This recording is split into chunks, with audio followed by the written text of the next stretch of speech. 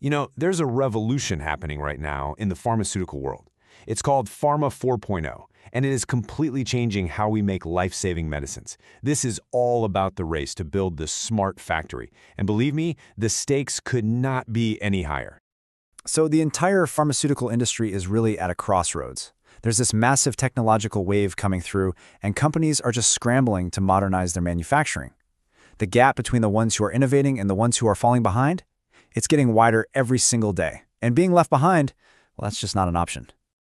So what's really at the heart of all this change? Honestly, it's a clash between the old way and the new way. On one side, you've got the traditional factory. You know the one, always reacting to problems, data is stuck in different places, lots of manual work.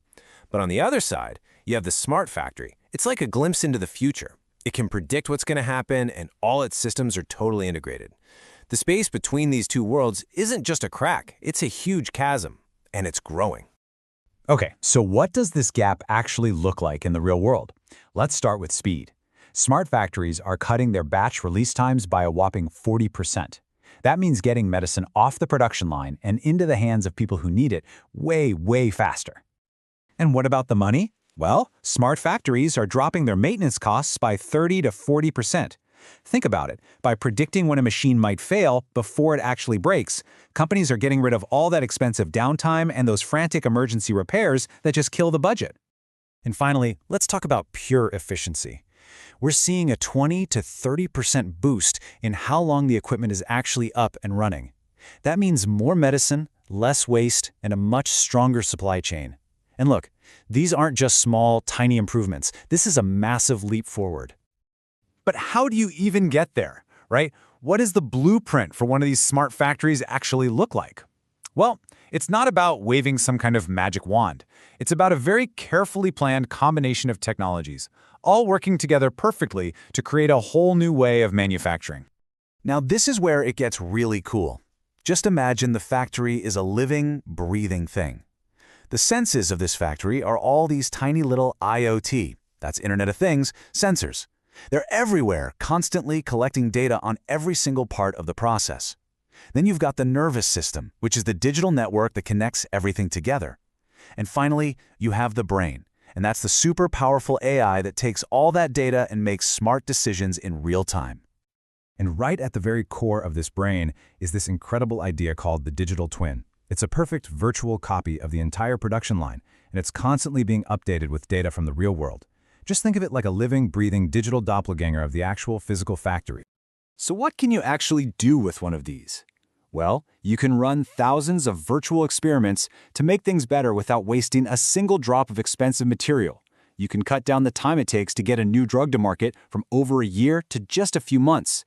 You can even watch a live batch and compare it to a perfect golden profile, like a perfect digital recipe, to spot any little problems before they turn into huge, costly mistakes. Okay, this all sounds amazing, right? But how do you actually build one?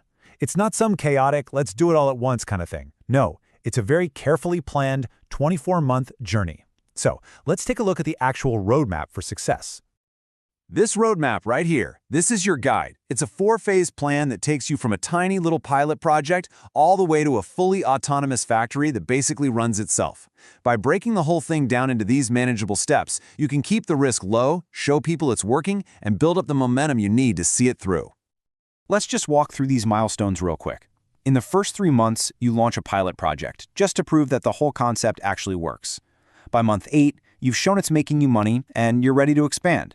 By month 18, you're rolling this thing out across the entire company. And then, by month 24, you've reached the holy grail, a fully autonomous, AI-driven factory that's always learning and always getting better. Now, having a roadmap is one thing, but actually navigating the journey is something else entirely.